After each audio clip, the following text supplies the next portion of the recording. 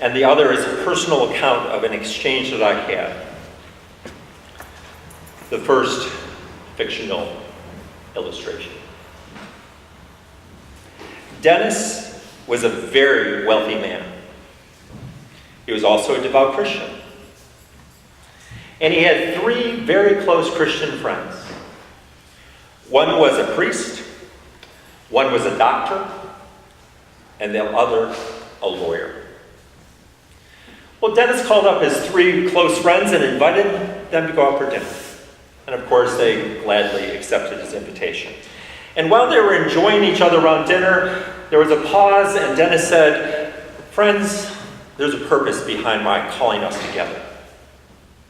I'm putting my house in order for the time when I'll no longer walk the face of this earth. And I know that you can't take it with you.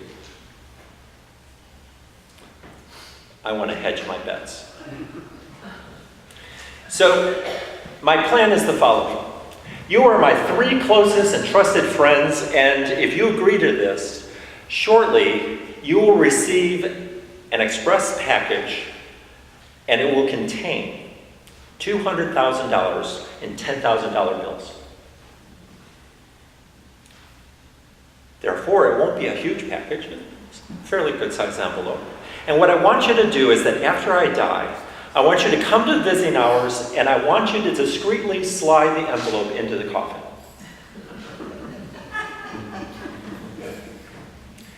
He could not be deterred. No matter how much they talked about it, he just had his mind set that he wanted to do this. And so each one reluctantly pledged to do just that. Shortly after their dinner, sure enough, their express envelope came, special courier, they signed off on it, and they looked, each one thinking, "I've never seen a $10,000 bill. They're real. I checked." So there they were, with the cash in hand. Well, as it turned out, a relatively short period of time, Dennis did indeed die. And so each of the friends in turn went to the visiting hours. It was several months later, and they just decided that they wanted to get together. So they went to the same restaurant as they'd gone to with Dennis. And they were enjoying each other's company, and they were remembering stories of Dennis. Conversation quieted, and sure enough, the doctor addressed his friends. "You know my love and commitment to the hospital in La Romana, Dominican Republic." And they nodded their head. "Yeah, you've been part of that ministry for a long time." "I got to confess, the X-ray machine broke, and it was so old and outdated they couldn't get parts. I took $100,000 from the $200,000 and bought a new X-ray machine." There's silence. The priest confessed. "We needed a new roof for our school, $140,000. The lawyer, in righteous indignation, "I can't believe you violated the promise that we made to our friend. I assure you both, I fulfilled my obligation by placing the full $200,000 in his casket in the form of a personal certified check."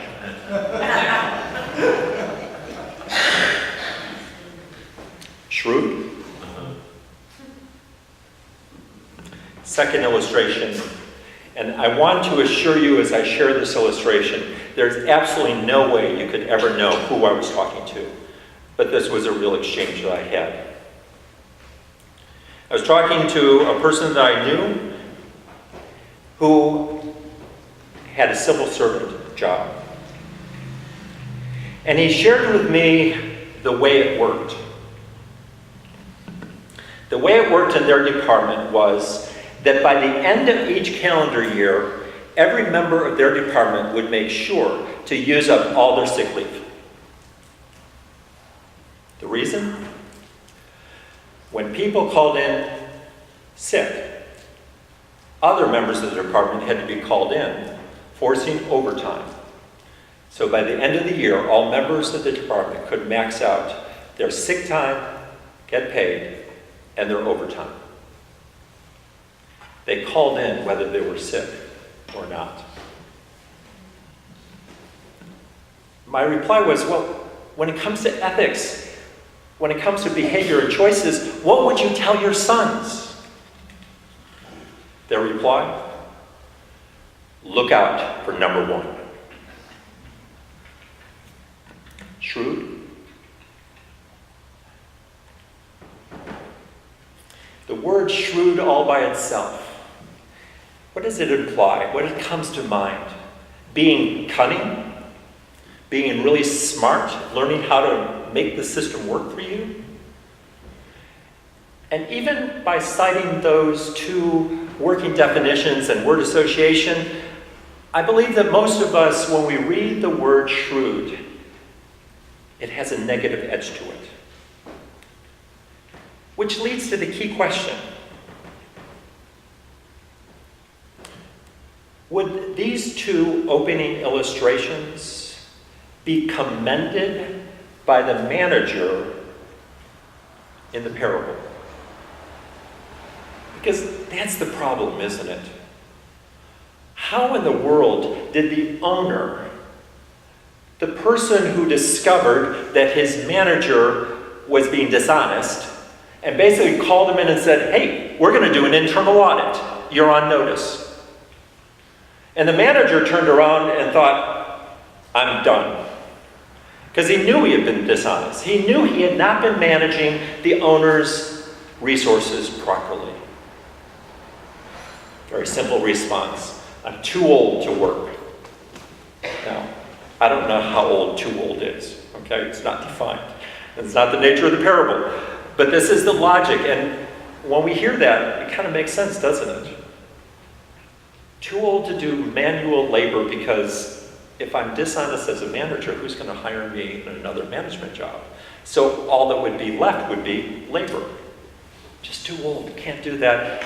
Not only that, I do have my pride. So I won't beg. Aha, I've got a plan. So he calls in two debtors. And he says, what do you owe?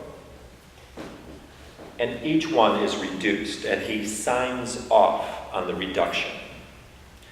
Now, what's important about this is to understand, in the system of economy during the time of Jesus, managers, sometimes slaves, had full autonomy to represent the owner.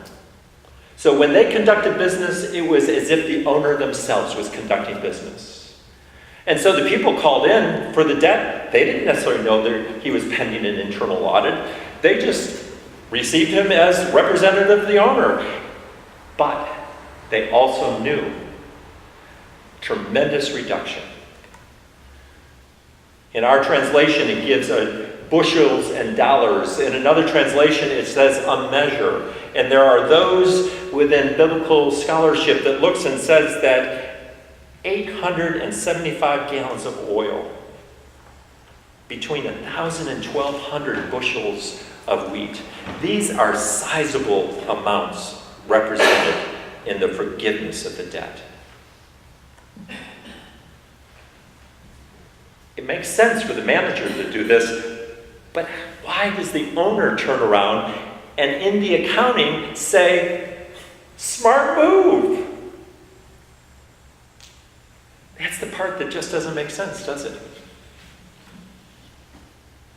And Jesus' comment, for the people of this world are more shrewd in dealing with their own kind than are the people of the light. Worldly people are shrewd about living in the world. People of the light are called to live in the world, but not be of the world. Jesus is not commending the behavior of the dishonest manager. He's not commending to be shrewd in the worldly sense of the world. But rather, Jesus is saying, learn a different value system. Ultimately, learn to be generous, keeping in mind the eternal reward. Learn to be generous, keeping in mind what pleases God. And you can say, well, how so? How do you get from there? And this is where there's one parable, but there are two overlapping worldviews. We've already talked about the world and living as the world and by the values of the world, at least for some people within the world. And now we're shifting and we're looking at the kingdom, people of light, truth. Truth that has been revealed by God through his son Jesus. And we're realizing an underlying principle. When we are generous and give away resources, ultimately, we're giving God's resources, not our resources. Because the underlying assumption, the underlying revealed truth through Scripture is that all we have is ultimately God's. You truly cannot take it with you. The only thing eternal is our standing before God, our faith journey, our relationship with God that goes from this world to the world to come. And that for as long as God grants us life, that all our blessings, all our resources, all that we have are given by the hand of God. And that we are simply managers. See, the shrewd manager understood that if he gave away money and it was generous to somebody else, they in turn would be generous. And what Jesus is saying, God has given us everything. Are we generous with what God has given us? Or do we treat it as mine?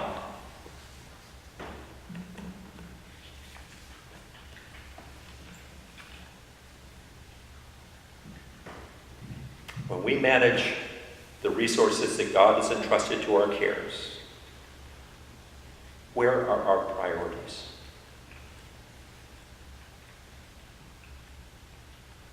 To look out for our family?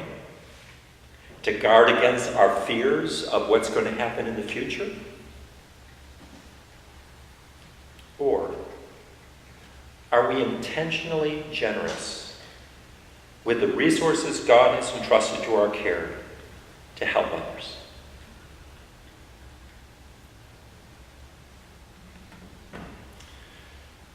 The world knows how the system works. Children of the light, are we living in the light? Are we guided by the light? And how do we know if we're living in the light and guided by the light? And this is where Jesus very quickly reports axioms, truths that are really self-evident. If you're trusted with a little, you'll be trustworthy with a lot. If you're dishonest with a little, why do you think one would change if they had a lot?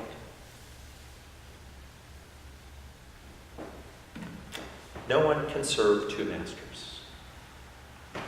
Either you'll love one or despise the other. You cannot serve both God and money. Love and hate.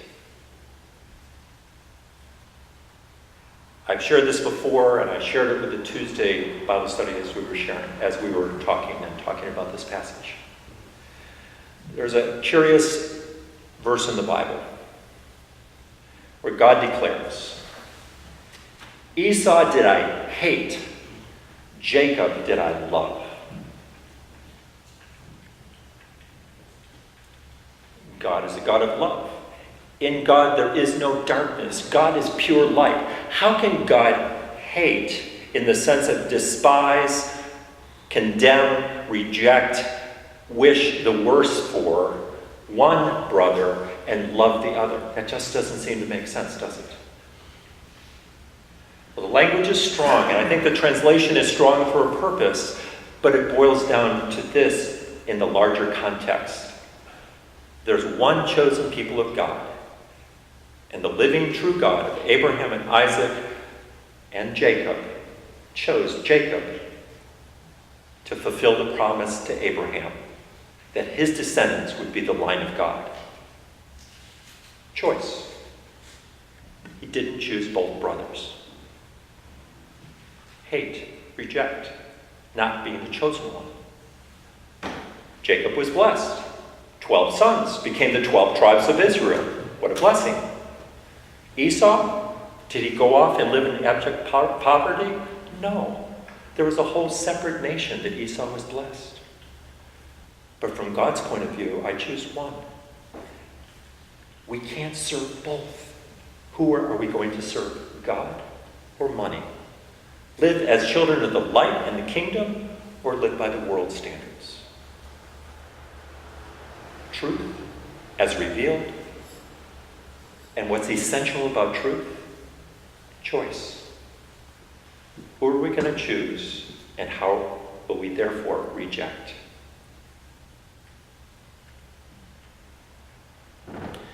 The Pharisees.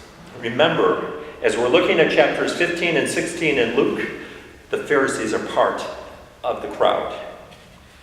And Jesus knew their hearts and knew that they loved money. So when he told this parable, they got it. And they started to what? Sneer at him.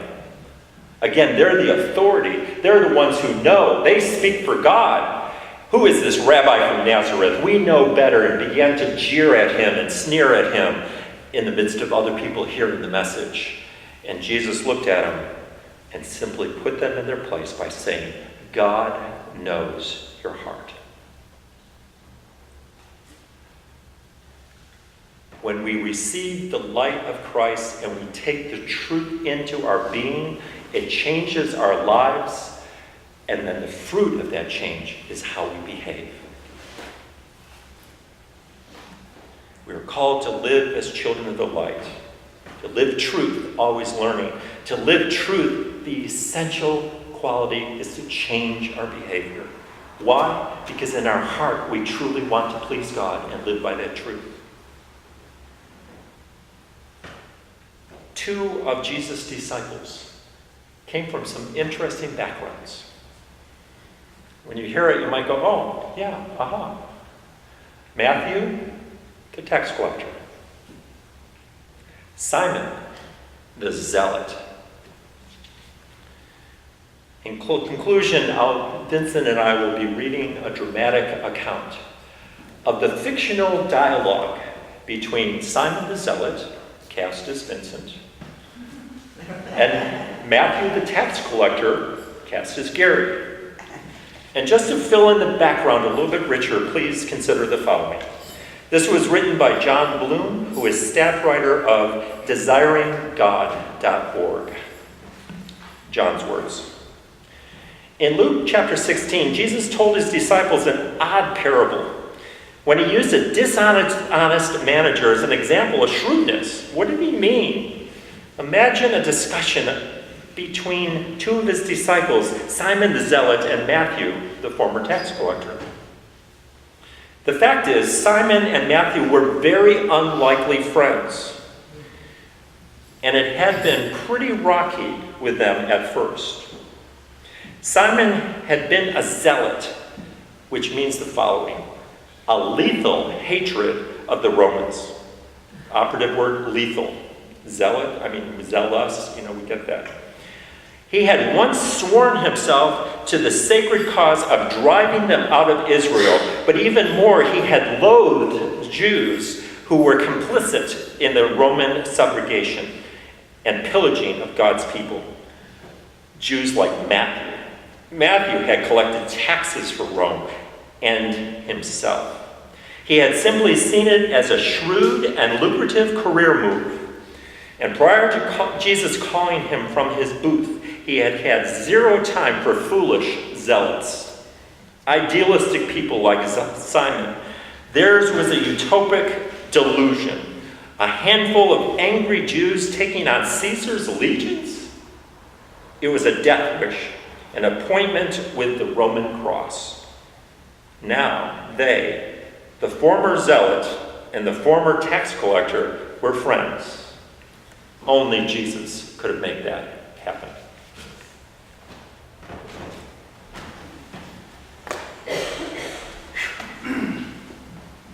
Matthew, you know more about these things than I do.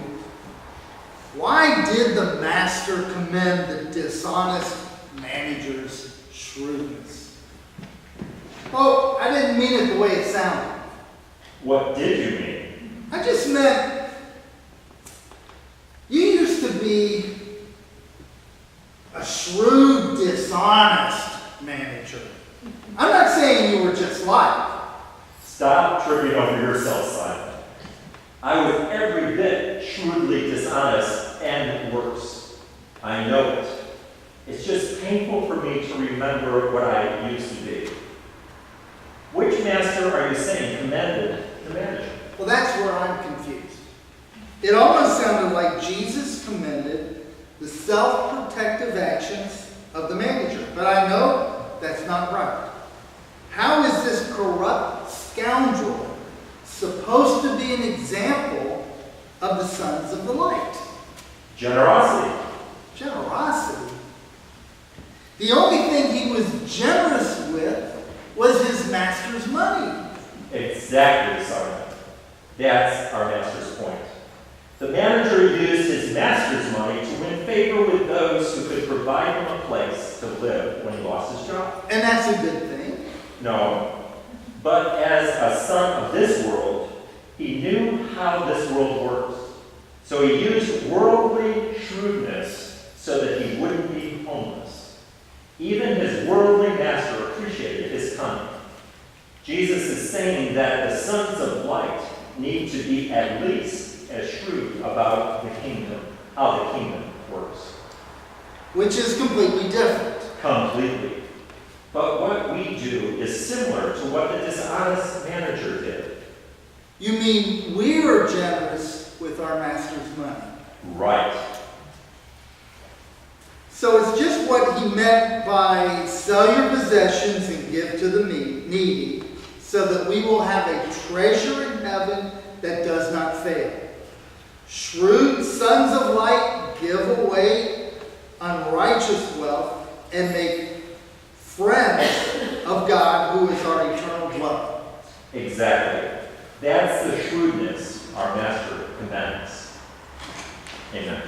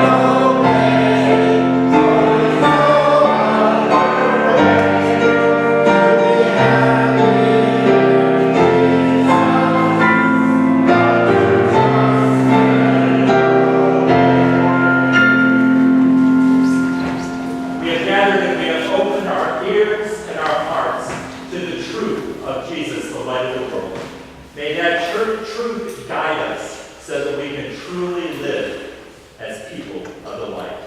To that end, strengthen us, our resolve, and our courage that we would change and grow and become like Jesus. Amen. Amen.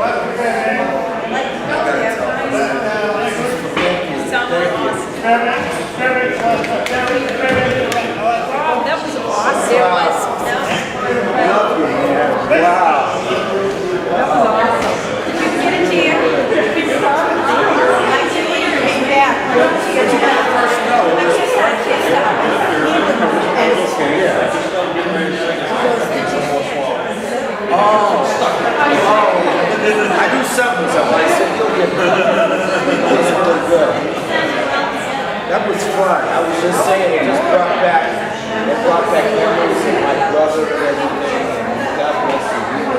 Your mom was so happy. I was so proud of you. Yeah, it was great. Yeah.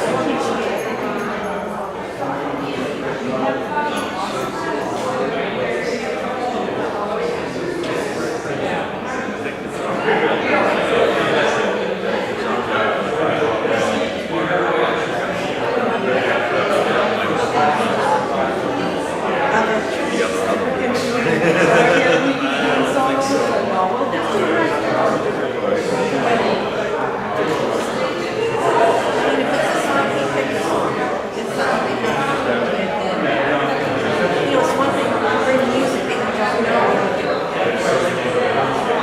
God, yeah.